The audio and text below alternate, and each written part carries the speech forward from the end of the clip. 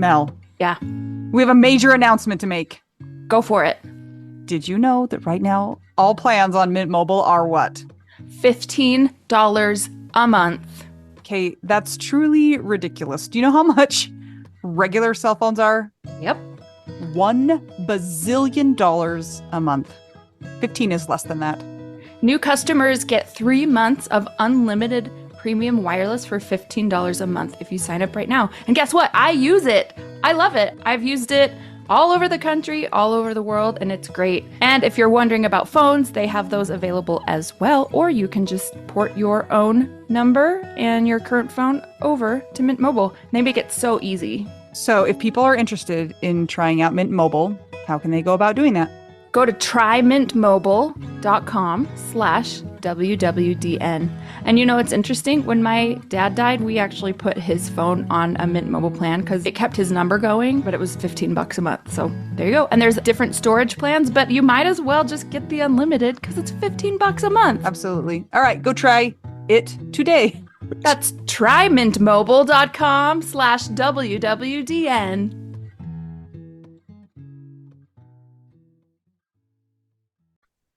The last hour and a half has been like the last 10 seconds of a football game. And what's so rude is our next guest, I have been stringing him along for the last 3 years, and then we've just increased it by another hour and a half. So you're welcome. You guys might think that she's joking when she says 3 years, and that's actually real time.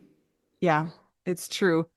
This time it was my fault because there was a sick animal and the vet took twice as long as expected. So I'm so sorry, Drew, because now you've experienced time issues from both of us. But Anita, will you introduce Drew? I'm so excited for this, by the way. This is my friend Drew Bott, not robot, as Mel was wondering about, but Drew Bott. And Drew is the man who designed Jason's headstone. Major announcement, you guys. I have finally, well, I haven't, but a headstone has been placed on the ground by where Jason has buried.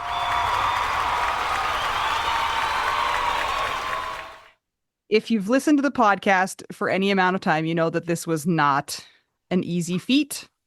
And it took a long time, and it was a bit ridiculous. But this is the person who finally got it done. So thank you and welcome, Drew. Thank you. I'm glad to be here, and it is okay that it takes that long. And if you want to know, as long as nobody knows where I live, robot is the code to the garage door opener to get in the house. So we use that all the time. That's funny, because I was just going to ask you where you live, and now that's awkward. Well, now you can't. We'll just say out in the middle of Wyoming, Riverton, Wyoming. I'm actually up there in Riverton, Wyoming. Nobody's going there. Just change your code. Change it to Drew Bott. We could do that. There you go. The kids asked for, actually, we spell robot differently, so you wouldn't know how we did it anyway. All right. That's my kids. Spell We'll be you fine. spell it with a silent G in front of it. Pretty close. Pretty close. Yes. Anita, I've been with you for this journey, observing, as of a lot of our widow friends and family. And how in the world did you find Sir Drew Bott? Because this has been kind of a situation for you. Right. That's actually a really good question that I can't actually remember the answer to. I think I saw a post on Instagram. That's what I think. And then I think I sent you a message, Drew, and I said, this is the deal. I hate this so much. I've been to all these different places. Can you help? And I said, you're in Wyoming. I'm in Utah. That's not that far away, but far away. And he was like, absolutely. Let's do this. So that's how we connected. Yes, it was around Thanksgiving is what I remember, because we had driven down to see my brother, who actually lives down south of Provo. And my dad had told me that you had sent some message. He's in Ogden, Utah. I visited you had them. Sent a message, I think, to my dad or talked to my dad. And then you sent, I do recall the message beginning something very similar to that, that you really didn't want to do this. And to be honest with you, that's a great way to begin a message. I can read quite a bit in how somebody writes the email. If it's really long, if it is desultory and just dances around all kinds of things. I like those simply because I know somebody is now desperate for something and they really don't know what. And that's where I come in. That's my job. Okay. But yes, So that is about how it started. you like a person in desperation. That's where you like to come into the picture. Got it. Um, Perfect. that sounds terrible, and it doesn't mean it like that, but I in know. the sense that I can tell when somebody has reached a point that they're very frustrated, Right. usually with what they have found. And so then they get into this world where they find me. And my goal has always been, as I tell people, if you're going to sail on the ocean of grief, you may as well go on a yacht and not a dinghy. And that's what my job becomes. And so I think people appreciate that. It's not frustrating to deal with me. At least I don't. That's what I've heard most of the time is at least it's just a different experience. So can we back up way, Yes. way, way back? Because headstone maker is not a normal job. And so I Right. want to know how this became your job. Well, the family business next year will be 150 years for the length that my family's been doing it. Great great grandfather worked on the Salt Lake Temple there in Salt Lake. He apprenticed. That's where it started. Brigham Young then kicked the family out to Brigham City, Utah. The original family started there in 1868. My family ended up in Ogden in 1875. However, I had no interest in doing that. I went to school to work for the DEA, and then I went to Germany to learn German to work for the DEA. And What? I still remember we did a film my senior year at Weber State University. I was actually finishing there. And the teacher, great, I don't even remember what her name was, but she was in the communications department. And she came and filmed me at work in Ogden. I was working with my dad for a little bit.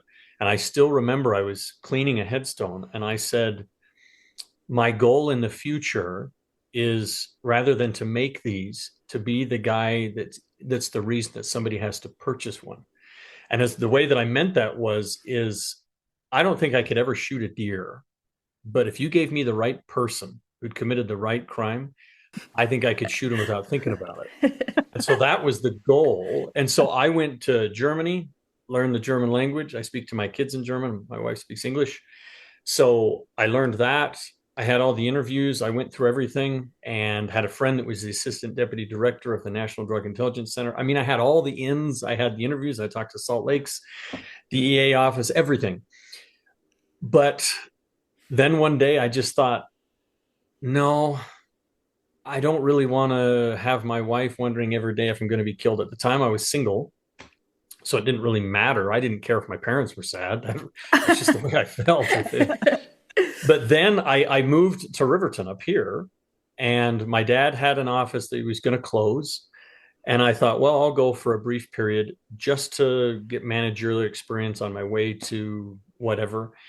And I'm still here. That's 15 years ago, I think it was 15 years, 16 years. And I don't know how to describe what happened to it after that. It was a typical monument place. I had grown up around it, but I'll be honest, I hate headstones.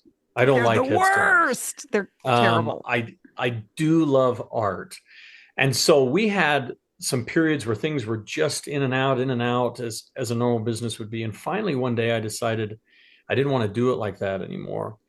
And this was probably, boy, no more than maybe 5 years ago. I said, I'm going to change the whole entire modus operandi of how a monument shop is, everything about it. And that's been the greatest thing that we ever did. I turned it into a little boutique place that only does awesome things. And now we travel the country doing that. And I only do probably 50 a year. We don't do very many, but it's all geared towards like what Anita wanted to do. Or so I'm working with a lady currently who's in Missouri, and we just drive all over the place. And each of them find me about the same way. I don't advertise. I just have my website, but the website's just very, very, it's completely different than any other website because I'm not selling commodities. I'm not selling an item. If you come to my place, I don't have any on display outside. There is no display. You have to walk in. I want to talk to you. I don't want you to buy something. I want you to partner with me and see what kind of fun thing we can make.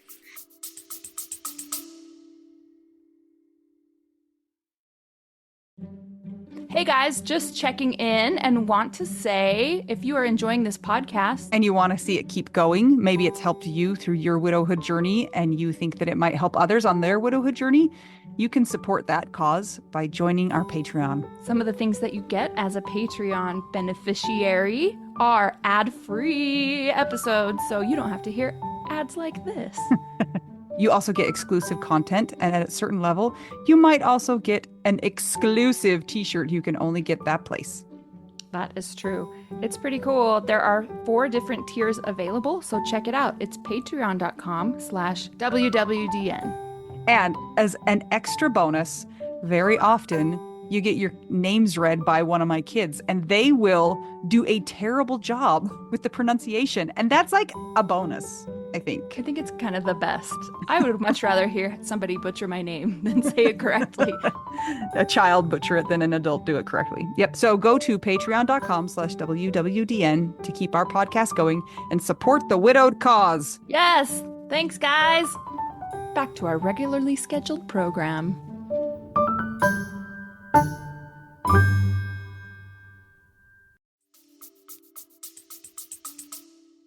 Here's something that I really appreciate just having heard Anita's experience with you, Drew. My experience was my husband is buried in a cemetery where the monument place is on site. You can't do anything outside of what they have. And so it's like, would you like black stone or gray stone? And here's 5 fonts and some really ugly clip art of piano keys or something stupid. And you do feel like that. It's like just an extension of the same process of buying a casket and a vault if you're burying somebody, or, water damage, this and that. And with Anita, I know that this for her has been so frustrating, just not like she's had to deal with people being like, when is Jason going to have a headstone? And she's like, never. I don't know, but I have to have the perfect thing for the perfect person. And I don't know what it's going to be. It was just this thing that she really needed to be the exact right way. And then when she told me that she found you and had exchanged, you guys had talked, I was really impressed with how you didn't pressure her. And it did seem like you really do care and you want to, like you said, partner and make something. So from somebody who doesn't even know you and only has heard from Anita how you've been, thank you for being a human and not just like, let me sell you some headstones. Here we go. Here's some granite. I appreciate that. That is the goal. I'm a relationship guy, and I've never been that the funeral model that is current. I just thoroughly despise. I don't work with any funeral homes. I don't want to do that. And that experience that you're describing, it's so cold. It is a Walmart, Kmart style purchase. And I don't know why we ever let it get to that, but we have. If I had $2 million, I would start a funeral home tomorrow, and I would change the entire way that functions. I don't like it. And there's so many things that could be done with that. And that's all I could do on the monument side, was just change it. I love the relationship aspect of it. I appreciate Anita introduced me as her friend. I'd like to think that we are. If she's going to go ride in a bike race, I'd go run. I'm not going to ride a bike, but I'll go run next to it. And we've had families. My favorite thing is I have had families give me, they gave, when my daughters were really young, one bottom dresses just because of the experience we'd had with the monument. So I have had ladies come, young ladies, especially ones that lose children. They'll come out and gave my guys that were working at the time a whole plate of chocolate chip cookies while they were setting the stone. And it was just her way. I had told her, this was a lady who'd had a baby, terrible medical tragedy. The hospital screwed something up. So it put the baby in intensive care and she could never touch him. So that really bothered her. But she had a little snow globe that she could wind and play, and it played Pocket Bells, Canon, and D. And she said, that's the only thing I could do over and over and over in the hospital since I couldn't touch him. And the kid had purple eyes. It was the coolest picture of this little baby. And he passed away, of course, and it was tough. The thing that was tough about that one is she had that boy was born the same day my daughter was. Um, So we shared that birthday. Her son was born the same day my daughter was, but my daughter lived, her son passed away. And then amazingly, she had a baby a couple of years later, born the same day as my other daughter. It was oh just wow. unreal, the number Oh. of things. But my point was, she started just telling me the story, and I felt so bad for her. And so I said, well, I said, look, I know this stinks. I said, but the entire goal of all of this, I said, I want you to want to go to the cemetery, to go there and find joy. And it was really neat. She ended up telling me she does now, because what we ended up doing is, since I knew that meant a lot to her, we created a stainless steel music box that plays Pachelbel's Canon in D. So when she goes to the cemetery, she winds it and it plays that song. And I just loved that she really came to love the process. That's all I call it, is healing through memorial art. I don't want to sell something. I don't. I I find no joy in selling commodities. I just love art. And then I love somebody to tell me something like, gosh, he had students shave half his mustache, or whatever those things are that you Yeah, talk yeah. about. That you do start to say, okay, my job is to take a feeling and turn it into a stone that somebody just wants to go there. That's all I can say. Is cemeteries have turned into post office boxes, and nobody wants to go, and they're not art galleries. But if you turn it into an art gallery, then gosh, people want to go and they want to be a part of it. And there are cemeteries like that, but the monument industry, the funeral industry's turned everything into just, here's a package. What would you like to buy? And you're right about the fonts. Oh my gosh. There'll be 5 fonts: Times New Roman, Comic Modified Sans. Roman, Condensed, Comic Sans. Yes. And you just say, those are horrible. Yeah. Yes. And so you have to tell them. So I don't use any of those fonts at any time. And I don't have any clip art. You know what's interesting though, what you said, I want people to want to go to the cemetery. It made me realize there is no place I would rather not go. And I think my Right. husband has been gone, it's been 7 years. I think I've been 4 times. And when I go there and I just see all the cookie cutter things, and I'm also, it's like, I'm like, oh, he's dead and this sucks. Like he's not even here. Even when I look at the headstone, I'm like, yep, there it is. Mwah. Like it's almost this like a sound effect. And I feel like, Wah, wah, wah. wah, Yeah. let's leave. So I never even thought about a cemetery being a place that you would want to go, which sounds kind of weird coming from a widow, but But Mel, your what? cemetery gives out hot dogs on Okay, certain days. that's So true. I can do the cemetery if it's hot dog day and there are friends with me. And I've done my best to decorate it like very tackily with terrible balloons and unicorns and stuff. But I've never seen anything quite as amazing as Jason's headstone. So, how in the world did you go from being in Germany doing your thing to making art? I suppose I always liked art. I do enjoy bronze art, but if you were to go back to high school, I'd have probably made fun of the kids that were in art class. I mean, I wasn't going to do that. I was your typical football player, jock, all that stuff. I didn't pay attention to the band. My daughter's in the band. Now I go to football games only to watch the band. And I suppose it's the same kind of change in life from when I was young to now. I think once I realized that there was that gap, and how do I create it is, I suppose, I don't know. Sometimes I'll just sit. So I draw at home. I'll just screw around at home with a pencil and paper and just tinker. But usually it comes from someone says a word that means something to me. So we did one for a real small baby down in New Mexico. And this family, very young, really, really young. I think they'd only been married, well, I don't know if they'd been married 5 years or something when this had happened. So they were really young. And she found me by she said, I kept searching, and everybody writes the same thing on their website: custom headstones. And says you call them, and then you'll see the typical China angel hugging the heart, or they'll have this neat mountain of clip art. And so she finally started dialing just random manufacturers. So she found a manufacturer in South Dakota, one of the big quarries, who doesn't do anything retail. And she just said, please, I'm trying to find somebody.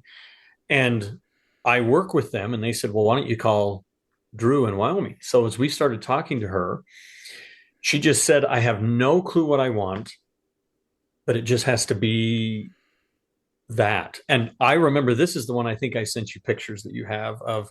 It's got this suspended rose in the middle of the stainless box with the vines coming out the side.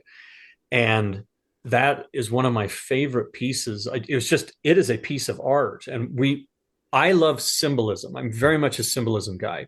I don't like words, but if I can tell it another way. So in that stone, the rose that's suspended is stainless in the middle, all made by hand. And it has the same number of petals for the number of minutes their baby was alive. And that means a lot to people when you can. And I think we did something with the vine that there's a certain number of leaves that are on there. And they just fell in love with it. And when we went down there, here I am in the middle of New Mexico. We're in Albuquerque. My wife, my 3 kids are there. They come, they bring this gift basket that they give to my kids that has local chilies from Albuquerque. It has the kindest note. I have it in my journal. And so that, I guess it just comes from eventually I have that feeling that says, oh my gosh, I think that's it. And really, I hit that even with Anita's stone, where I finally went, well, what about, what if it curves? What if the stainless curves? And then, of course, I have to talk to my artist and go, can you make that curve? And he can say yes or no. And thankfully, and if Anita went and looked up close to it in the sun, it's one of my favorite looks. You'd really have to get in an angle and see it. You'll see like, oh my gosh, there's got to be 200, 300 press breaks on that to make it curve. You'll see all these tiny angles. It's not really curved. It's just broken in like 400 pieces to get it to come around. And I loved the way it looked, but it's a feeling I get that says, oh my gosh, I think that's it. And usually it is. And that's how it works. So art just comes out in a different form, I suppose. You know what's funny is Anita's dad loves angles, and now he's gonna go see that, and it'll be fun for him. And my brother is a metallurgist, and so that was Yes, he actually is. a big hang up that we had. Like I had to have him call and or email and ask all his questions about whether or not the metal would be okay. And I remember that. Yes, I yeah. remember he called. So something that was interesting, and you know, my sister died not too long ago, and when you're at the funeral home really wants you to buy a headstone from them. And I think it's because they get a commission. I think that's got to Correct. be why Correct. they do it. And I just said, no, I'm not going to do it. And then they say, well, if you want it to be in by Memorial Day, they've got this, you know, then you got to order it by such and such day. And I'm like, why do I care about Memorial Day? Who You know, cares? like, yeah. Yeah. And then when I finally did get the courage to go, I visited a few places, and the experience was, okay, well, here's a piece of paper, write down their name, right when they were alive, right when they were dead, right when, you know, write their full name, write just, you know, basic data on them. And then they have in their showroom, okay, you can get this pink color, or you can get this gray color, or this other gray color, or this other gray color, And or this this. gray color that's twice as much money. Yeah. Mhm. Yeah. Yeah. With And no then explanation why. Yeah. yeah, and then there's a book, and you can flip through the book, and you can choose an eagle or a mountain or a salmon jumping from the stream. And then you sit down with the person, and they just go, "Well, what do you want?" And I'm like, "I don't know what I want. What I do know is it's none of this." And they are like, "Well, tell us when you know what you want." And I'm like, "I don't know. I just know it's none of this. So is there another option?" And not really. It's just like, well, yeah, we're going to make it custom, but you need to know what you want. And also it needs to kind of fit within this framework that we've built as well. So when I talked to Drew for the first time, I think it's when we talked on the phone the first Mhm. time, you didn't say when, well, you probably did say like, what day was Jason born? What day did he die? But No, you said, on the first he conversation, said, we didn't. tell No. me about Jason. What did he like to do? What were his characteristics? You know, like, tell me Mhm. about your marriage. Tell me about your relationship, which was super personal. Just kidding. But I loved that it was like not just about the rock. It was about how are we going to embody this person who is more than just an alive and a death date?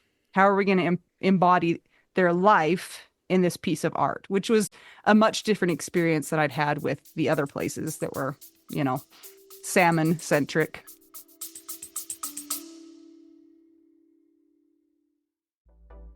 Anita, I hear we have a store. Oh, we sure do. We've actually had it for quite a while. It's called the Snarky Grief Shop, and it's where you will find all of our best grief merch. That is, yes, a little snarky. For instance, it's where you will find the official widow card that you can pull and use at your convenience. You can put it in your wallet, and anytime you need to use it, pull it out, play the widow card. Yeah, we have glow-in-the-dark stickers. We have shirts that say, "Be nice, my husband is dead." We also have the ones that are not quite as jarring, so that you can wear them out in public and not feel weird. But sometimes you need that shirt. I wear my "Be nice, my husband is dead" to bed because I'm a little scared to go in public with it. But you've worn it on airplanes before with your kids. Yeah, every time we go to the airport, I wear that shirt because I'm just like, listen, I got to get all these kids through security. Just be nice to me. Thank you so much. And it's worked for the most part. Some of the less snarky grief shirts are podcast shirts or Widow Wives Club. We also have Resilient AF, right, Anita? What else do we got in there? Yeah, which we're telling everybody who cares, like Mel's mom, that means American fork, because she can't know what it really means, guys. Yeah. Stickers and mugs and notebooks and just cool stuff that you can use to express your snarky grief. You'll find it by going to our website, shop.widowwedonow.com. There's a lot of W's in there, so just make sure that you've counted them and there's the right number. We will link to that in the show notes, and it's also in our app, which you can get from the App Store. Can people get it from our regular website too? Yes, if you go to widowwedonow.com, there's a link for the shop in there too. Great. If you'd like to show your snark or have something a little more subtle, go ahead and check that out. Again, that's shop.widowwedonow.com.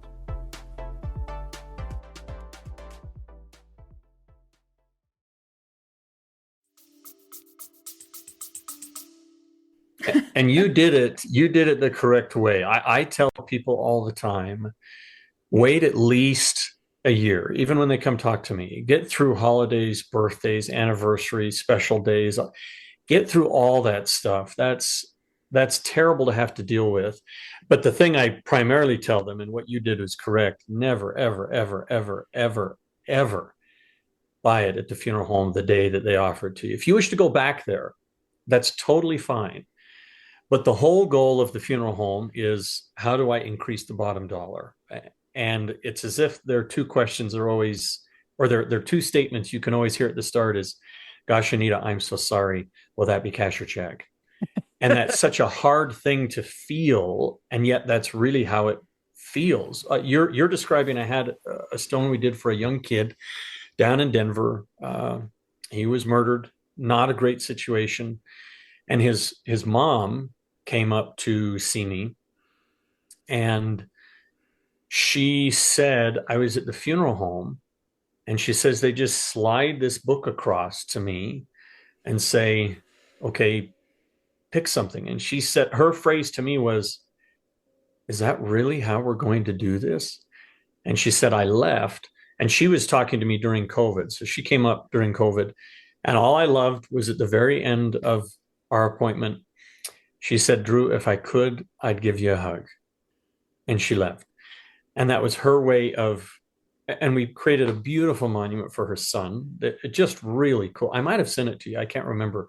It's the one with the cutout heart in the middle of the two red tablets and the sculpture in the middle of the boy holding I think he's holding a diamond or something like that. I don't remember what he's holding. Oh, a heart. He's holding a heart. It's from his mom. But the whole point is just that you did it right. And if I could persuade anybody to do anything, it's never, ever do that at the funeral home. Number one, the funeral home is going to get it out of China 98% of the time, because it's the only way to make it cost effective for them and to still get a pretty high commission on it and sell it to the customer. So I tell people never, ever, ever, ever do it in the funeral home. But when they know they've got you and you're sad and it's tough, man, sometimes you just want to be done with it. And that's kind of how they bill it. "Oh, if you'll just do this, you can be done with it."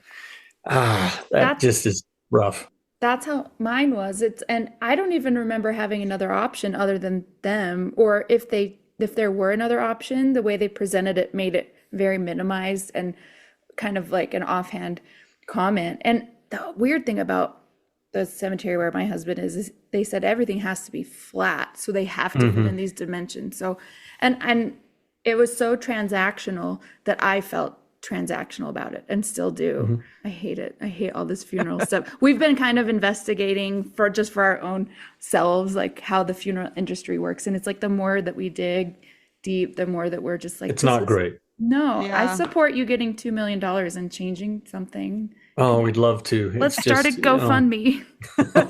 The widows of the it, world. it would be great. And I think the transactional nature that you described, Mel, is what for me, I can't do that.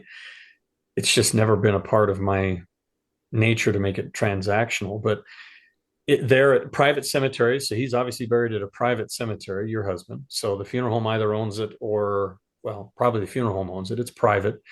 And of course, in there, I'm going to guess they had a perpetual maintenance fee they threw in there that you paid $300 or something for them to mow the lawn for the rest of time. Probably. And the reason they make it flat is just so that they can drive 400 miles an hour across it with a lawnmower. And it has nothing to do with what's nice. It's just very easy to maintain. And but they are the quintessential post office boxes in cemeteries. It's just flat. And you're right, nobody wants to go there. When you go out at Memorial Day, all you see is row upon row of 1,000 flowers, but you can't tell who's buried where. Yeah. And I do feel bad for those that thankfully in Wyoming and most everywhere I go, I don't run into. Wyoming has virtually no rules. It's a wonderful place to do stuff. With Anita's, we had some fun things we had to work through to get it done, but that happens. I just, you make sure when I'm traveling to, let's say, Tennessee, that I make sure beforehand I really know what the cemetery is going to say or do, or it just gets to be a pretty frustrating experience. Funeral homes are not my favorite place, and it just is because it's transactional. But truthfully, so are a lot of monument shops, as you mentioned, Mel. You're Anita, you walk in and they say, well, here's the book, and gosh, did he like ducks? Here's a picture of a duck. And it looks like a 12-year-old drew it at best. And they put it on there and they'll spray it real deep in black. And, I don't know if you've even noticed, Anita, there's no paint in yours. That's just the color Yeah, that the stone is. I don't even know like why you do or do not like why is the different gray more money? Why is the grayer gray more money than the other gray? Well, so Barry Gray is out of Vermont, Barre, named after the town. That's the nicest color gray on the planet. Georgia Gray is the least expensive, comes out of Elberton. It's because it's everywhere. So they're going to sell that at a cheaper price. Generally speaking, price is based on how difficult it is for the quarry to get it. And so, but when it comes to if you're at a funeral home, I will 100% guarantee you it's not coming from Barre, Vermont, and it probably isn't coming from Georgia. It's going to come from China because China does have some quarries over there that are gray. And so they don't, of course, tell you that. They're going to call it Harmony Gray or some name like that.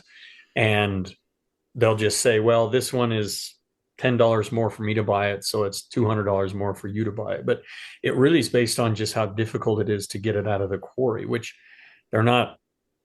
I try to do 95% of everything we do comes out of the United States. I do that because I like it. They're better. And if somebody wants something from overseas, of course, we'll get it for them, but I'll tend to bring it over and have it made here first. So that's where the pricing comes from. There's not good and bad ones. That's what people think. It's not like a car that has more features. Some granites do absorb water faster than others, some less. But no monument guy, especially at a funeral home, they don't know any of that. They're just taking what the company they work with's price guide, adding in whatever they want to make on it, and making up a number for you to pay so that you think it's nicer. Just like with caskets, you probably went in and you had a room that who knows, maybe there were 10 on display, 20 on display, 100. The idiots ones, the terrible funeral homes will put on like 40 on display. And the reason they do that is you don't want to make that decision. So what you'll get is over on the left are the not very nice caskets. They're going to be 20 gauge, and you probably don't want that. And then in the middle will be the 18 gauge, and then on the right will be a $85,000 copper one. Well, when you're there, of course, psychologically, you're going to do the same thing everybody else does.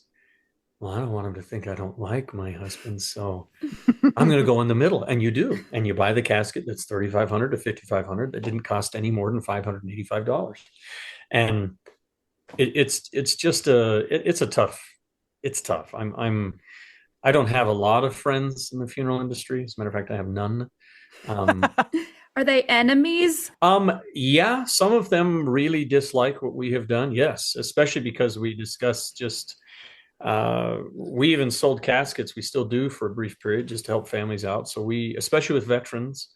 So when veterans come to us, we generally just tend to give them one, and we'll give them the casket that they charge $6,000 for. We'll just do the same one because we already knew what it cost to them and to me. $600. They all come from the same place. That's the one thing that is sad. If you buy a casket, it came out of China, period. There is no other place to get it. Everything is like from Temu, it sounds like. Pretty close. Pretty close. There's assembly plants. What about there's like Batesville, and then there's one other one that are big Aurora. ones. Yeah, they're the two big ones. They have assembly plants in the United States. They don't make them here. So they'll bring it over and they'll have the guy take the plastic handle and screw it on. And then you can slap the sticker on that says made in America. But they're all made in China, every single one of them. I'm not aware. You might get some local guys like we do. You'll have a guy who can make some wood ones for you. But the metal ones, I am unaware of anybody who currently manufactures those from scratch anywhere except China. There's no way to do it any other way. So, but they'll be assembled here. So Batesville, Aurora. There's one other one. I can't remember what their names are, but they're all from overseas because they'll tell you they buy containers full of those. That's part of their requirements with their funeral homes. So they do it that way. Okay, Drew, what is the deal with prepaid funerals? Yes or no? Yay or nay? A definite no. And even Dave Ramsey agrees with that. He says planning is great, prepaying is only good for the funeral home. And what most people don't know, and what I feel bad about, because by the time you get in there, you're so overwhelmed mentally, you don't think about it. But a prepaid funeral plan, as I say, funeral homes make a lot of money off funerals. They make obscene money off prepaid funeral plans because you pay them to invest money that they give you no return on. People don't know that. It is an irrevocable trust. So you're going to sign this piece of paper. Explain that better, because what does that mean? So you're going to go in and they're going to say, here's Anita, would you like to prepay for your funeral so that your kids never have to worry about it? Yes. You're going to say, oh my gosh, I do. I want to. So he's going to hand you the sheet of paper and say, Anita, how much do you think you want to spend on your funeral? And you're going to say, well, $12. Pretty nice. Yeah. You're going to say, my family really loved me. I'm going to give you $10,000. And they're going to say, oh, wonderful. When that time comes, we're going to give you the equivalent of a $10,000 funeral. And you're going to sign over $10,000. And it's going to go, because you're not going to read that paper because you don't read the terms of service with anything you've ever bought in your life. But if you turned it over, if your funeral home is Anita Coyle Funeral Home, you're going to find that you have just signed over your money to the Anita Coyle Irrevocable Trust. So the funeral home takes your money and invests it. It is the only investment firm on the planet that promises no return to you and only in exchange for some future hope of $10,000. All the negatives of that are, again, if you die out of town and you get picked up by the coroner, they're going to take you to the funeral home that's local to that town. You're going to incur a bill at that funeral home, which will probably be $25,000 to $5,000. Mel knows all about that. I had two funeral homes. Yes, and your prepaid funeral plan at that other funeral home won't even touch it. They're going to say, nope, that's our money. So now you owe them money. Number two, let's say you move, because especially if you're a young widow and you move and you had that funeral plan, it's irrevocable. They're not going to give you that money back. You just gave them $10,000 that you get nothing for.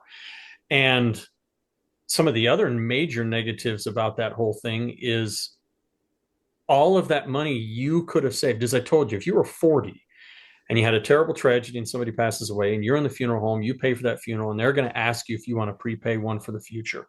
And they're going to do that because they're going to assume you don't want anybody else to go through what you did. Right. From 40 to 80. Do you know how much money you make off $10,000 that's just invested even in a money market account? And you did you gave that to the funeral home. There is a reason that funeral homes make obscene amounts of money. It's off prepaid funeral plans. The Oh. smartest thing anybody can ever do is just go to your bank and say, I want a money market account, or take $10,000, put it in the stock market. By the time you're 80, you'll have $350,000. You could have And the it's your nicest money. funeral ever. You can, and it's your money. And I think that's one of the saddest things is this is my pet peeve with funeral homes is they know that, and they're never going to tell you that. Wow. Right. Never going to tell you that what you did was you invested it to put it in a term. I think it's one of the biggest scams since any time, because that would be like you giving me money, Mel, and me just saying, Mel, look, give me $10,000. When you die, I promise I'll give you a $10,000 equivalent funeral. And I just made $300,000 off your investment. And when your kids come and say, hey, did mom make any interest on that? I'd say, no, that's my money. It's in an irrevocable trust. If you read the paper, it's irrevocable trust. It doesn't matter what you do to get it back. You cannot cancel it. You can't have it back. If you moved, too bad. Another funeral home, too bad. If the services I used that now gone up. So the only thing I mean, when you die, when you pay that, you didn't buy the casket. You didn't buy the location. You bought nothing. Wow. You bought something in the future. So I'm going to get in the future, whatever that casket might mean. And if the company he uses to create that little video montage where they play sweet music and show pictures of your husband is different, it doesn't cover that. If that went up, you have to pay that. I just think if people knew that before they went in, you can look up the FTC funeral rules online, and that's a great place to start. Oh, what a great place to start. One story, a good friend of mine, matter of fact, my stainless artist, one of the most honest, amazing artists you'll ever find. He calls me a year ago. As a matter of fact, it was a year ago, like 3 days ago, his daughter died in a car accident. I said, Gabe, let me bring the casket and the vault. So I drove all the way out to Iowa. I delivered the casket, a beautiful handmade wood one, gorgeous, and the vault. So he didn't have to worry about any of that. I delivered it to the funeral home. I do the burial at the cemetery. I have the truck, everything. I do everything. Afterward, I says, Gabe, tell me, did they charge you anything? Yeah. I said, for what? $450 for not using their casket. I said, Gabe, that's illegal. That is 100% illegal. But the funeral home knows you don't know that. And that to me is, he got charged for not using them. I've had funeral homes charged. They can't even, if you bought a casket from me and you took it to the funeral home, they can't even tell you you have to throw the cardboard away. But they do. I've had them tell me, would you take the cardboard home? I do, because I don't want any problem for the family there, but that's illegal. They can't tell you, oh, that doesn't look like a nice casket. Your husband will probably be underwater. That's illegal. All of that is illegal. But what they know is you don't know that. And so you're just going to accept what they say is a fee or a charge. You're going to take that prepaid funeral plan when it is literally the worst financial decision you could ever make. But they'll never tell you. My grandma did a prepaid plan also. And then when her funeral happened, they were like, okay, well, she paid, for a $5,000 funeral and you guys chose a $10,000 funeral. So you still owe $5,000. So it was like, that's right. It was nicer to not pay that, but also it still didn't cover everything. So, oh, and imagine how much money your grandmother made. They made off. They're not going to tell you that. Yeah, my grandma lived to be $100 million years old.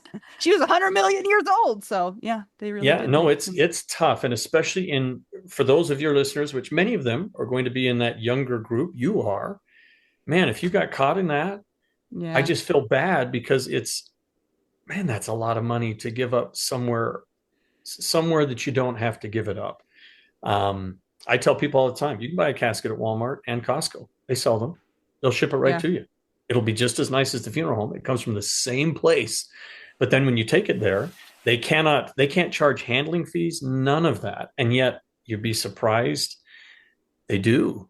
And people pay it. And I wish, for me, I tell people when they come in the office, I am an educator and an artist. I'm not a salesman. I'm not going to sell anything, but I will educate you all the way through on, let's say, the funeral side, but then most definitely on the monument side. I just want you to be, I, I never asked price. I don't know if I ever even asked you. Eventually, when I sent the price, you told me, Anita, what you wanted to pay. And that's how that goes. But I do not ever ask that, ever, because that's not my job. My job is to create an awesome piece. Your job is then to tell me, Drew, that's too much or that's right at or whatever.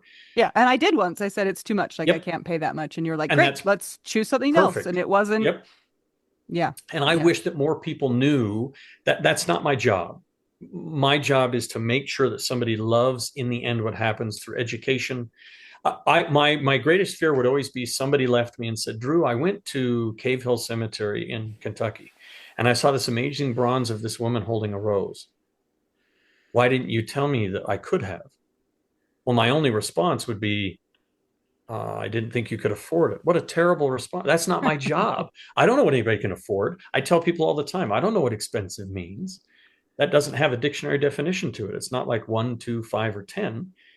I don't know what that means. I've had a family once, I still remember, we did one for them. It was for a young daughter, died in a horse riding accident. Um, and I sometimes, even when I'm done, I go, man, this is pretty costly. And so I told them, okay, it's $13,000 or something. And I thought, oh crap. And they said, man, we thought it was going to be 25. And my whole point is, I don't know what is expensive, but my thing is education. If people, especially your listeners, knew all the rules before they went into a cemetery, do I want a flat headstone? Okay, don't bury there.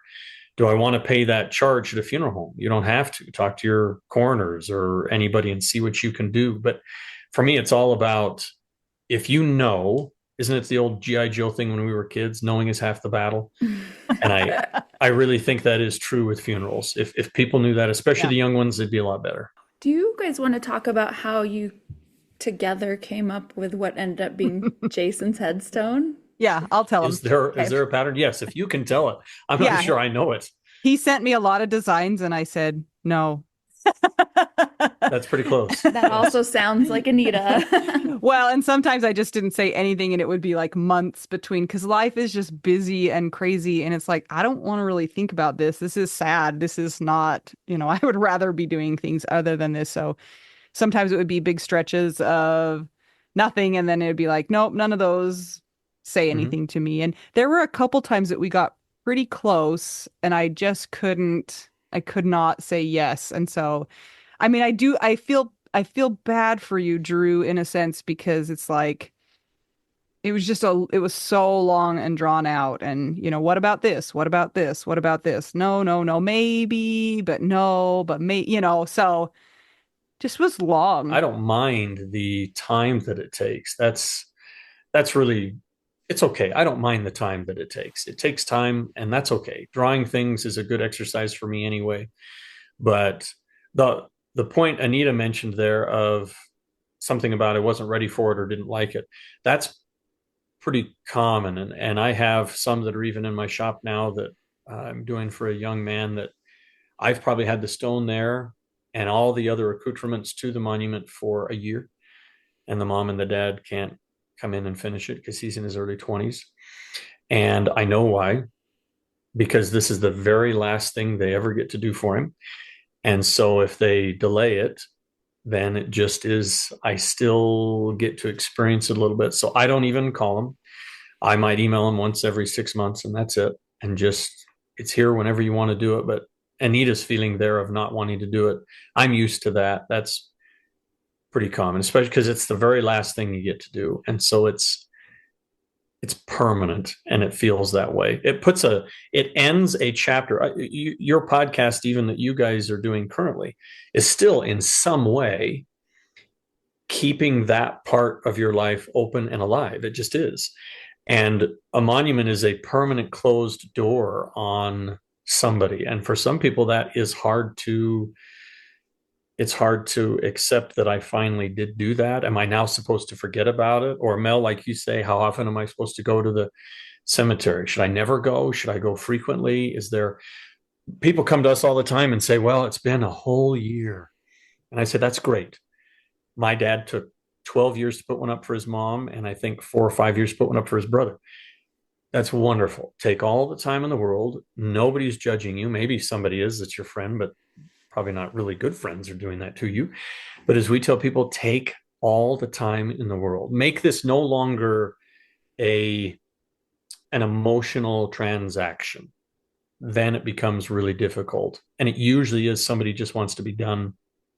And then, like Mel's describing, in the end, I don't want to go look at it anyway. So I don't know why I did it. You know, it's so funny too.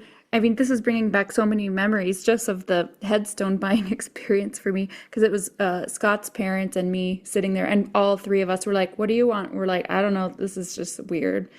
And Mm-hmm. and if we didn't know, it's not like the salesperson was helpful because he doesn't care. He's like, "Well, here's the options. Figure it out." And he left the room, so we were alone with each other and the clip art book that's 2.5 inches thick for like an Mm-hmm. hour and a half. And it's just like nothing, no help. Not like, do you enjoy this clip art? Or, you know, And I think that's why I don't have any of those things. I don't have any. I don't have a clip art book. I don't have monuments on display. There's some inside because people like to see the colors, but they're all different. They're not anything that would be traditional anyway. But that to me is just such a tragedy. Especially, I'll be honest, I tend to do most of my business is young people, young widowers, young kids. I tend to do a lot of young people. And I don't know why. Maybe at that age, somebody really just needs something to help in the healing process. And that's what this process becomes. That's what I try to make it become. And I do a lot of young people just I everywhere I can go. I That can tends tell to you be. why, Drew. It's because headstones are for old people. You walk into the headstone place and it just screams old person. And so you need people to know that your person was not an old person and they died before they were supposed to. If it just looks like every other headstone, then it just looks like a grandma. And I felt bad saying that to the headstone people. I was like, I don't want it to look like an old person's headstone. And they're like, well, you know, That is an excellent analysis, Anita. It really is. I think that's beautifully said. And yes, that probably is why I tend to not ever make it look traditional, ever. So I don't like traditional shapes. I don't like traditional styles. That's why I use a lot of stainless and bronze and mixing colors, and anything that is not traditional is what I tend to do. And I think your analysis of that is perfect. That probably is why. And you're right. That's one of the reasons in my showroom, I do not play. Oh, I swear, funeral homes just don't understand people.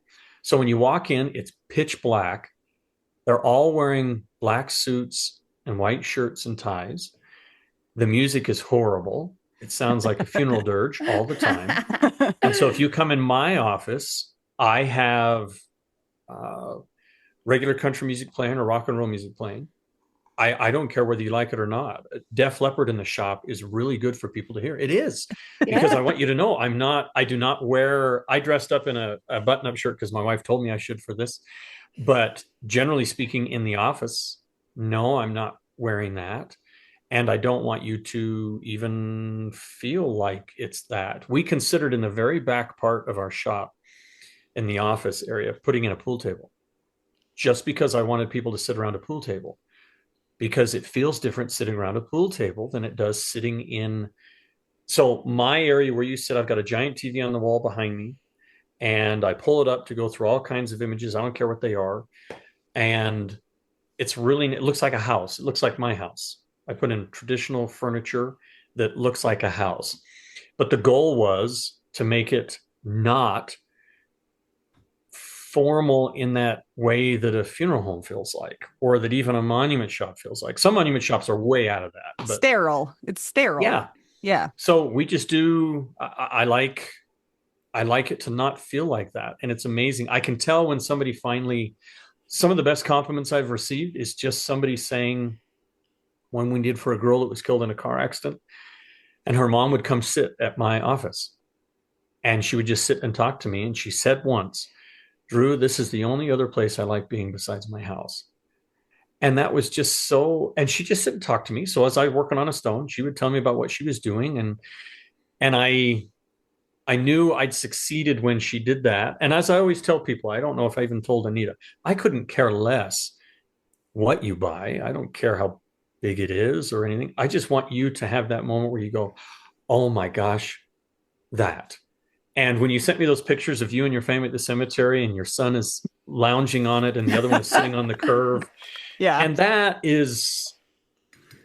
that's all I care. That is just so fun to be able to. That was also a big part of our discussion was, will this hold up to my kids? Playing on it. Yeah, playing on it. And actually after we left the cemetery right after it was placed, my friend sent me a picture of another little girl climbing on it and Oh my sliding down gosh. it. And How wonderful. the mom was getting mad at the little girl and was saying, you need to get off of that. And my friend who was still at the cemetery said, actually, the person who is buried here would be totally cool with you sliding down the headstone. So yeah. And wouldn't it be great if a cemetery were that? Yeah. That to me is what the tragedy is. And there are some. So if you go to, I think it's Cave Hill Cemetery in Kentucky, it's in Louisville, and it is so large. They paint the curbs so you can find your way out. But my dad was at a meeting once with the sexton there, and of course, to be the sexton there is no small thing. Somebody asked, "Well, what do you do for vandalism?" He said, "We don't have any vandalism." They said, "You don't? How come?" He said, "Because from the time they're 2 years old, we invite every kid in the whole town to come here." He said, we hold rock concerts at the cemetery, full on concerts with bands." And he said, so everybody goes and sits on the headstones. He says, why would they damage it? He says, the best car show in town is in the cemetery. He told my dad, there are oftentimes more weddings held at the chapel in the cemetery than there are funerals because the view is stunning. It's gorgeous. And that is a cemetery. That's what it should be.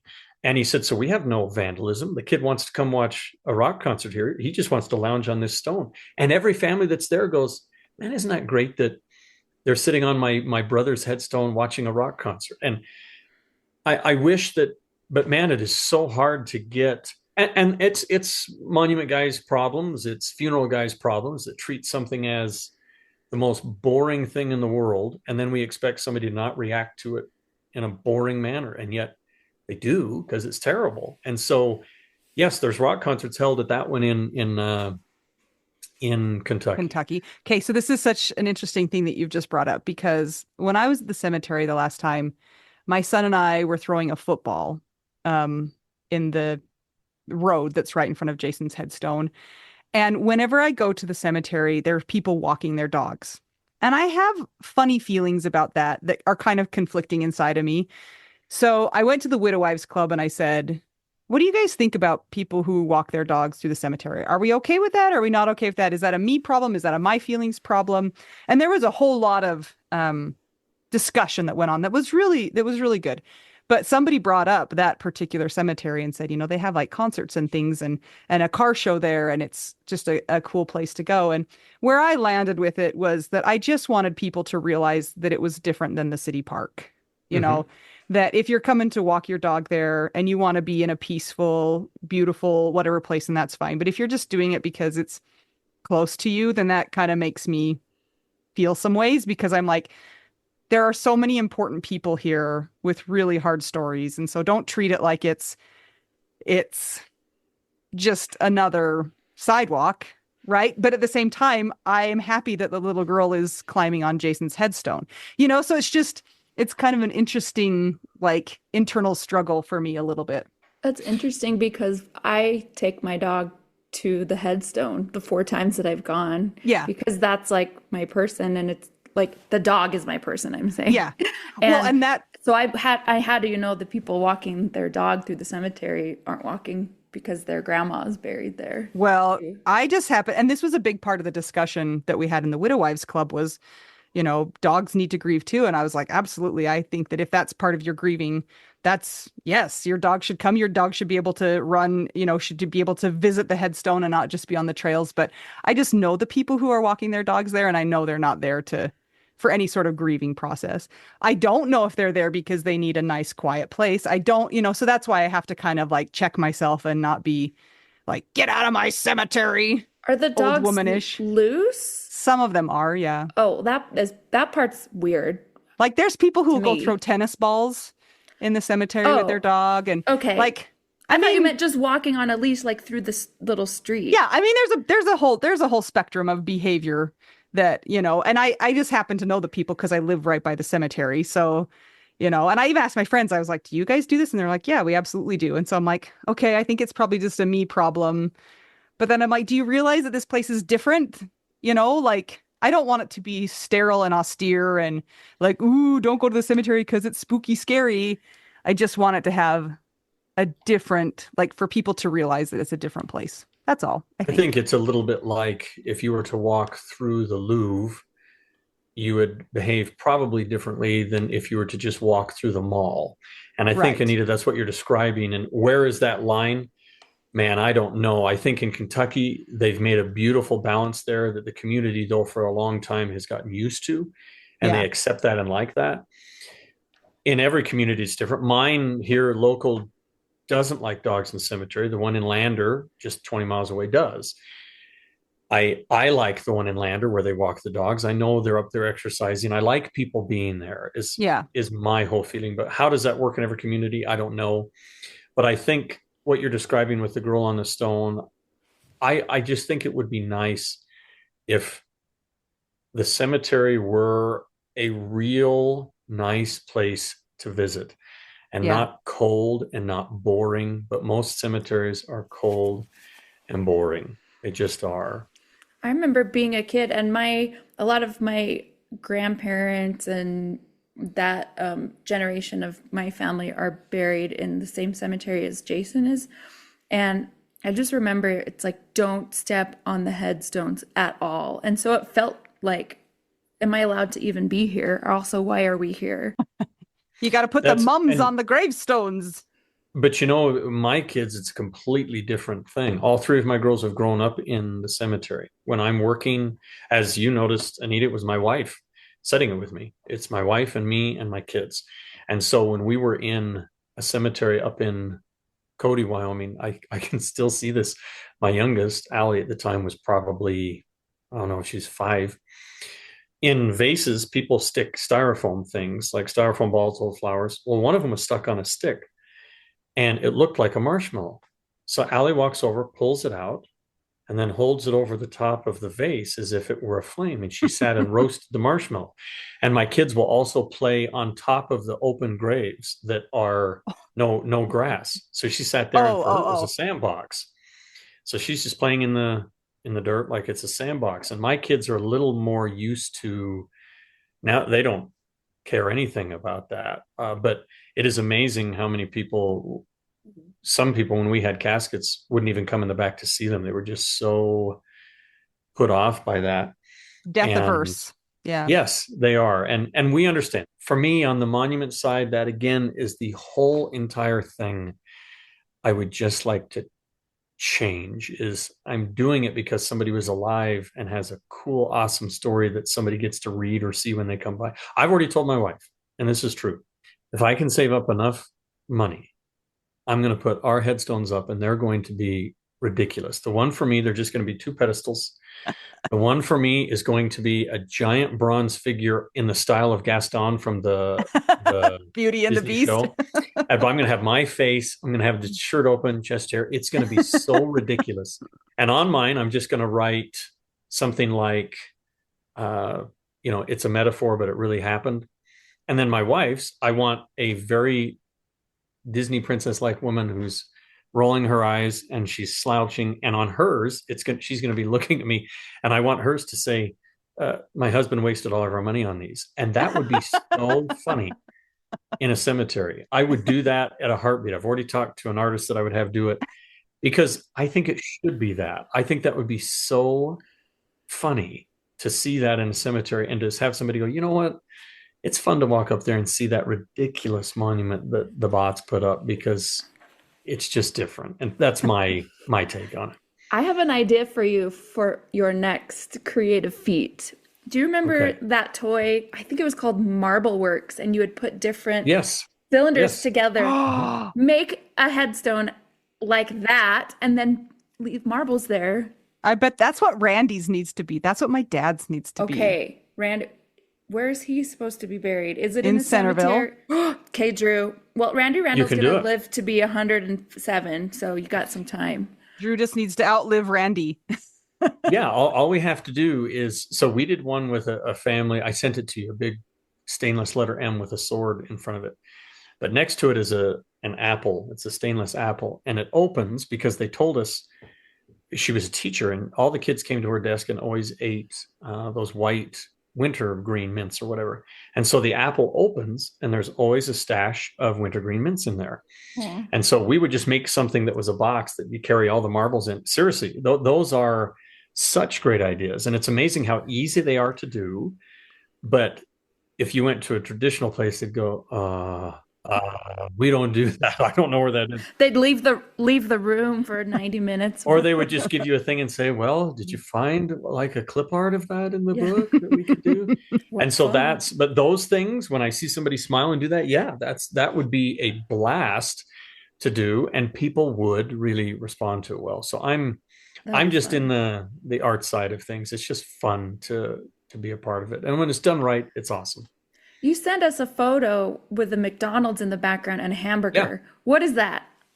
That's the world's largest quarter pound hamburger in Rapid City, South Dakota. So I did the monument with a friend of mine, Raymond Gibby. He and I did the monument for the Philadelphia Eagles when they won the Super Bowl in 2017 or something. And the same PR firm that called us to do that, 1 year later, Raymond called me and he says, Drew, can you sign this NDA? I says, yeah, sure, I'll sign an NDA. And then he sent me this ridiculous picture. There was this giant hamburger on top of the most elaborate. Wait, are you breaking your NDA right now by telling us the story? No, it's all over now. Okay. It was time sensitive. Yes, no, it's all, we already made it. And so I said, what's this? He says, well, they want me to create a giant 10-foot quarter pound hamburger and I need it on this pedestal. And so I talked to him back there and I said, when do you need this done? And this was in probably November when we got it. And they said, well, February. I said, well, you can't have that by February. I says, but I will redraw it for you in a way you can have it by February. And I says, where does it get delivered to? And they said, well, we don't know that yet. Anywhere in the continental United States. I said, well, do you know where? No, it's a contest of who sells the most quarter pound hamburgers. And I thought, oh my gosh. I said, well, okay. So we priced this thing out and they said, well, we're going to put it in Rapid City, South Dakota. I said, oh, how wonderful. So on a horrible, cold, snowy, terrible day with all the planning before getting the foundation done, I drive to Rapid City with my two daughters, my two youngest. Raymond drives from Utah with this giant 10-foot hamburger on a trailer behind him. He gets snowed in Rollins. So we both arrive, and it is at the end of the drive-through of the McDonald's on the road on your way to Mount Rushmore. So as people are going through the drive-through picking up coffee, you can see them taking pictures of us because in the air is this. The whole thing weighs 23,000 pounds. Oh It's my gosh. humongous. It's not small. And we put this up in Rapid City, South Dakota. My kids sat inside the McDonald's whole day. It was my one daughter's birthday. The people at McDonald's were so nice and they gave her a free Happy Meal because I left her marooned in there all day long. One free Happy Meal. One free Happy Meal for her birthday. And so if you ever get to Mount Rushmore, you'll see it. It's right on the way. It's the world's largest quarter pound hamburger. And we made it in Rapid City, South Dakota. And so those things are fun. They're just ridiculous, but those are really fun, just in a different way than most of the personal ones are. But So yeah, you make things other than headstones sometimes too. Oh yes, we've done all kinds of civic monuments or anything that's cool like that we tried to do. So yes, but the Rapid City one that was bizarre, but it was really fun. But That was bizarre. Just with the Philadelphia Eagles, same thing. So before we hit record, you said that you do Audible books or something. Is that correct? Yeah, so I have narrated for Audible for I don't remember, 4 or 5 years. So how that works is you don't really work for Audible. You work for whatever author hires you to record a book to put on Audible or Find Away Voices or something like that. So over the years, in 2018, I think is when I started that. And it's been great. I have several authors that I have always read for. They'll call you and say, I have a new book coming out.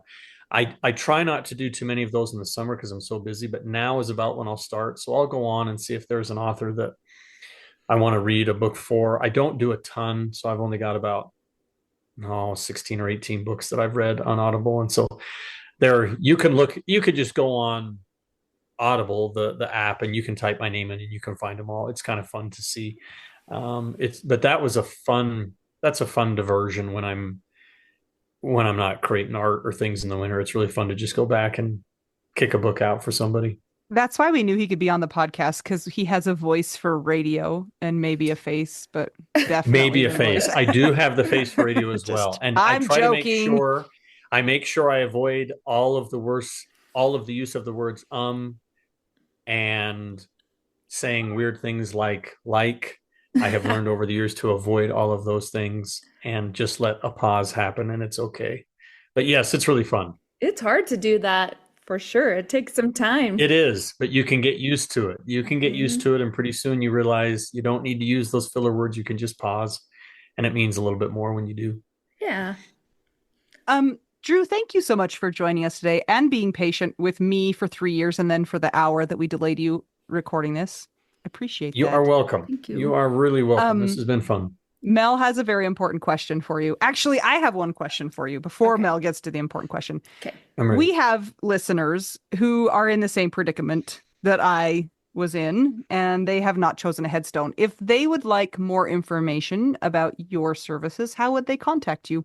The best place is probably just the website, bottmonument.com. But if they just want to see everything on the website, there's some good stuff on there. There's nothing to buy on there. It's just more of telling the story of why we're where we're at. But the best thing is just go to that, B as in boy, OTT, and the word monument.com, bottmonument.com. I will warn you, though, that because Drew comes from a long lungs of, I texted that to Mel earlier, a long line of monument makers. That's right. That you have to make sure that it's Bott Monument, because there's a lot of Bott headstone makers. So don't get tricked.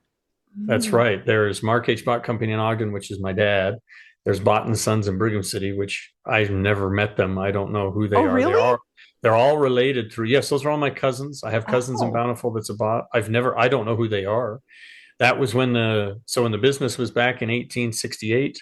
My family split, went to Ogden in 1875, but the 1868s stayed. Some went to Bountiful, some went other places, but I don't know them. We will link to your site in the show notes so people can get there also directly. Find that there.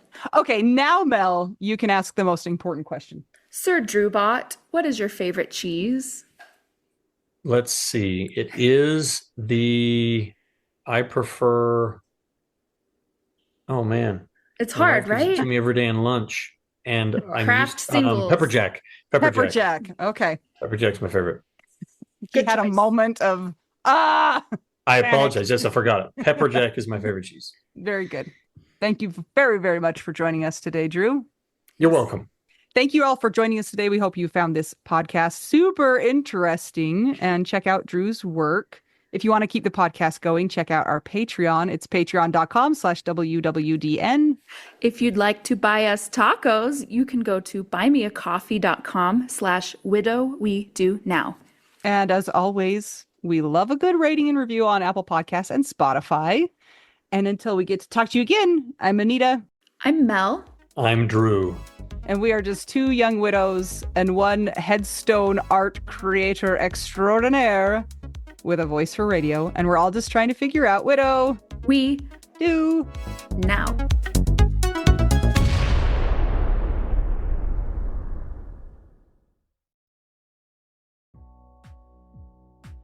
One of the questions we get asked the very most is, do you have a therapist you can recommend for me? And while we wish that we knew of therapists in every single place, in every single part of the country, we don't. So what do we tell them instead, Mel? We say check out BetterHelp. because it's online, it's at a reasonable price, and you can be matched with a therapist within 24 hours. I've also used them, and they have been great. And if you don't like your therapist, guess what? Click, click, and get a new one. Absolutely. It's so hard when you have an in-person therapist, if you're not clicking with them, to cut them off and get a new one. So that's not an issue with BetterHelp. So we always tell people to try BetterHelp. And if you use our promo code, which is trybetterhelp.com/WWDN, you get 10% off your first month. Go ahead and try it out. That's trybetterhelp.com/WWDN. And you know what? I'm a big fan of doing therapy where you don't have to wear pants, but nobody knows about it. Are you wearing pants right now, Mel? I'll see you later. Bye. That's trybetterhelp.com/WWDN.